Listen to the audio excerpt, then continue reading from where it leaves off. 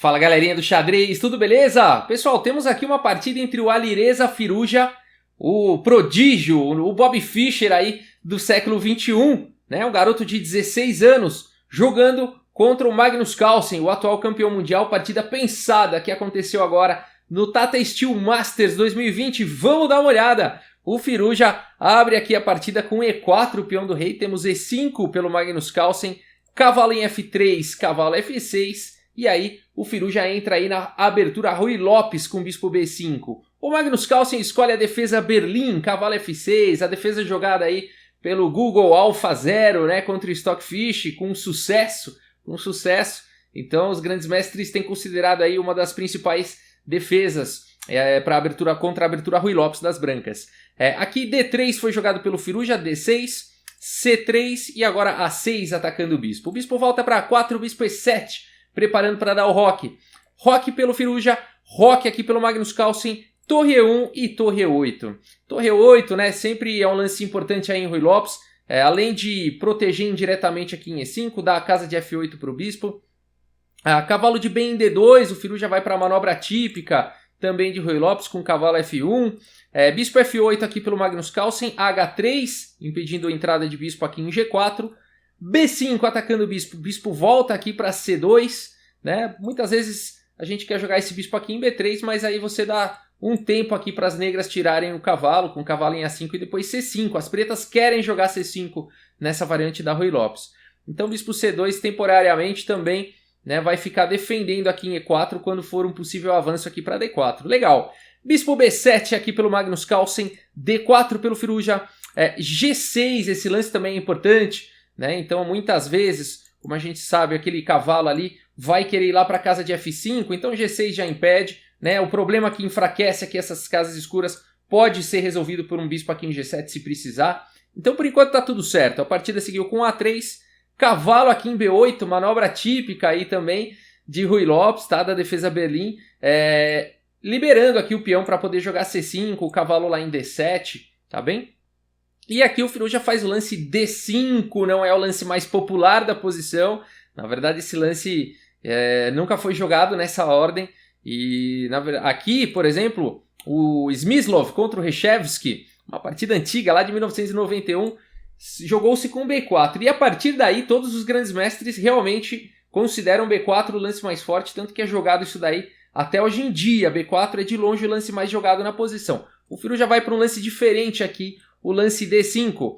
E o Magnus Carlsen, então, faz aqui o lance C6. Imediatamente ele tenta atacar aí esses peões centrais do Firouzja. O Firouzja defende com C4 e agora cavalo de bem em D7, completando aí a manobra do cavalo pelo Magnus Carlsen. O Firouzja faz o lance A4, dama C7, mais uma vez um lance típico aí de defesa Berlim contra a Ruy Lopes. As pretas vão querer jogar com dama e torre na coluna C. E aqui B3 então foi jogado pelo Firouzja. Torre de em C8 e as coisas já começam a ficar difíceis aí para o Firouzja, porque aqui as negras estão ameaçando, né, capturar peão.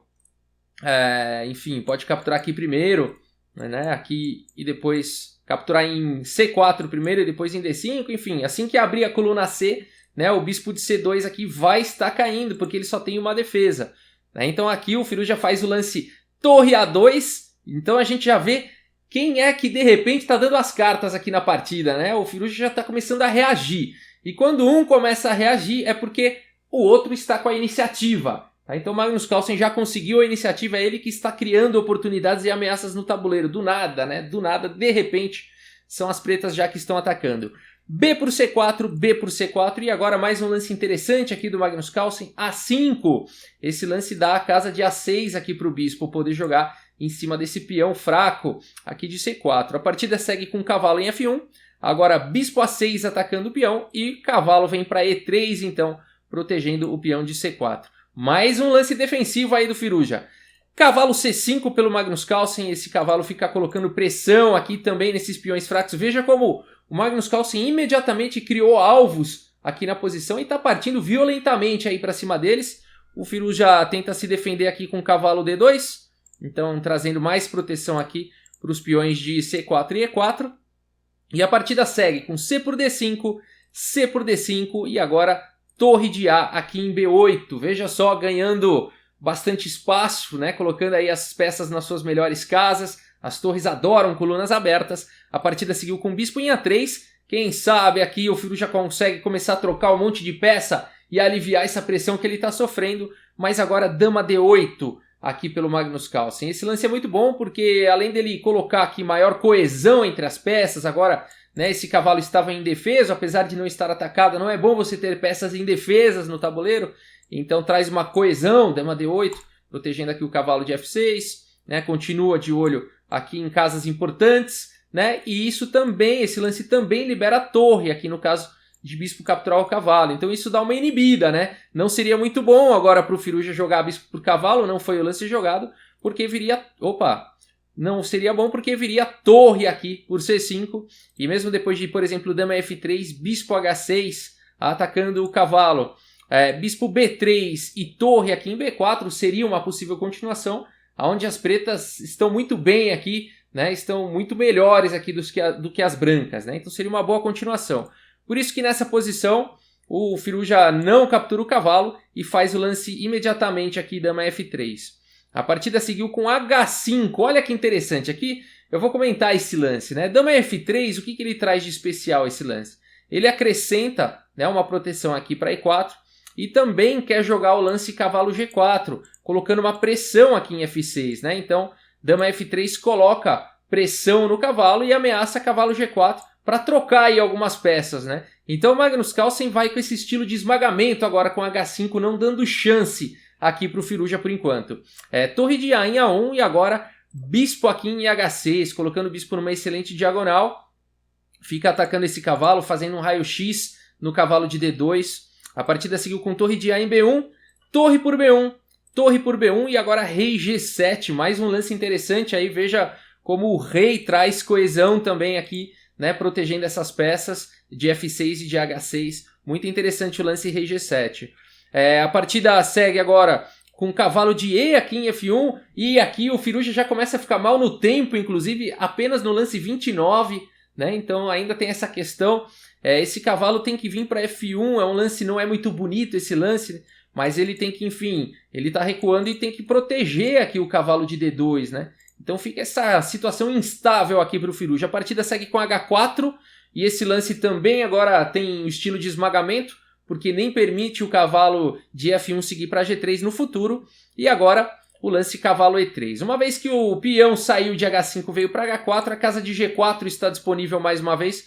Portanto o cavalo volta aqui para E3 de olho na casa de G4. E agora bispo F4, olha que lance sensacional aqui do Magnus Carlsen.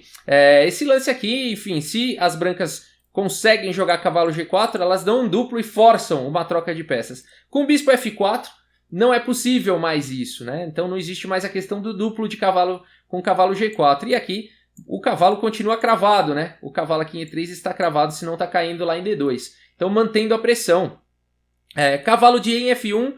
Mais uma vez o Firuja com pouco tempo no relógio, tem que achar um recurso defensivo, ele volta protegendo o cavalo e ameaçando jogar G3. E o Magnus Carlsen agora volta a dama aqui para C7, intensificando a pressão na coluna C. G3 atacando o bispo, H por G3, F por G3 e o bispo volta naturalmente lá para H6. Veja que pouco a pouco o Firuja tem que ir encontrando recursos defensivos, mas isso vai destruindo a posição dele, né? Olha como esses peões estão bem enfraquecidos, né? As peças bem esparsas, indefesas, né? Um bispo indefeso aqui em C2, né? Um bispo pouco defendido aqui em A3. Então a posição vai ficando difícil aqui para o Firuja. H4, enfim, o que jogar, né? H4. E agora dama aqui em D7 jogado pelo Magnus Carlsen. O Magnus Carlsen aproveita que está melhor do tempo, né? E vai fazendo lances, vai jogando a bola para o Firuja, né? O Firuja vai ter que encontrar lances aqui. Aqui já existe uma pressão forte em A4, existe uma dama querendo entrar aqui em H3, né? Depois cavalo G4. Então o Firuja faz o lance rei G2, né? Impedindo a entrada da dama, mas agora está caindo aqui em A4 o Magnus Carlsen. Então realiza aí um pequeno lucro, cavalo por A4, mas esse lance aí traz outras ameaças muito sérias. Torre C3 é uma ameaça muito forte. A partida segue com bispo por A4, então, dama por A4 e agora bispo por D6. Tudo bem, aqui o Firuja encontrou um recurso para recuperar material, mas a questão material é o menor fator aqui nessa posição, porque o fator posicional aqui está contando mais. Dama D4, e a gente vê que a posição aqui do Magnus Carlsen é monstruosa, né? Dama D4, claro, defende aqui em E5, controla a casa de C3, né? Traz mais um ataque aqui para D2, posição extremamente delicada para o Firuja. O Firuja faz o lance Dama F2, fazer o quê? Esse lance aqui protege o cavalo, né? Propõe aí a troca de damas. O Magnus Carlsen rapidamente faz Dama por F2 e depois de Rei por F2, o Magnus Carlsen joga o lance Bispo por F1. E nessa posição, no lance 39, o Firuja não conseguiu chegar no lance 40, o Firuja abandonou aí a partida. Que partida sensacional, né, meus amigos? Que esmagamento, né, aqui pelo Magnus Carlsen. Aqui ele abandonou por quê? Abandonou porque, enfim, tá caindo, enfim, o cavalo aqui tá atacado, né? Então, se recapturar a peça aqui de cavalo, tá caindo aqui em E4 com cheque, caindo o bispo aqui na sequência, né? Então, realmente, a posição é complicada. Bispo por F1, então talvez as brancas pudessem tentar algum tipo de contra-jogo aqui, deixando mesmo o cavalo e jogando, por exemplo, o bispo por E5. E aí poderia continuar a partida, enfim, bispo por D2, capturando peça, rei por F1, bispo C3, tentando se livrar desse bispo incômodo aqui. Depois de torre C1, por exemplo, bispo por E5 e torre por C8 e bispo por G3, a gente teria esse final aí de bispo e cavalo contra a torre, 3 peões para cada um, os peões das brancas mais vulneráveis aí, né? Provavelmente um final vencedor. É um final com vantagem aqui, com uma boa vantagem para as negras. O Firuja não quis jogar isso contra o Magnus Carlsen, né? Então por isso que depois de bispo por F1 ele abandonou aí a partida, né? Eu vou mostrar o relatório do chess.com, mas antes eu vou comentar que o chess.com considera esse bispo por F1 errado, né? Um erro pelo Magnus Carlsen, apesar de ser um lance que continua com uma vantagem vencedora, né? Aqui o computador gosta muito do lance cavalo G4 cheque e continuar esmagando ao invés de ganhar peça. Então ele prefere cavalo G4, depois de rei E1, por exemplo, bispo D3, né? Continua o esmagamento.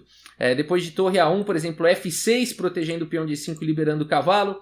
Cavalo B3, torre C2, né? O computador prefere ir esmagando ainda mais. Bispo C5, torre E2, cheque.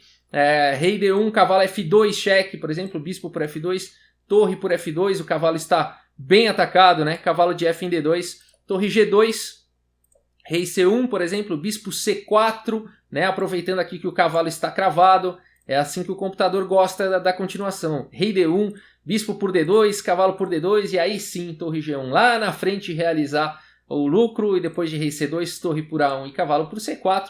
Aí é um final mais simplificado de torre contra cavalo, 4 peões para cada um e as pretas tendo um peão passado, né? Então esse final aqui ele é mais claro, né, que ele é vantajoso para as negras do que a continuação que realmente aconteceu, por isso que o computador considera um erro. Mas cá entre nós, né?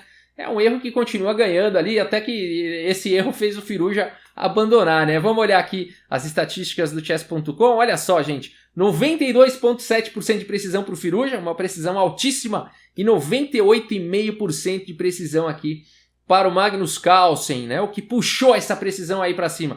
24 dos lances foram os melhores lances, contra 17 aí do Firuja. 5 lances excelentes, 2 para o Firuja.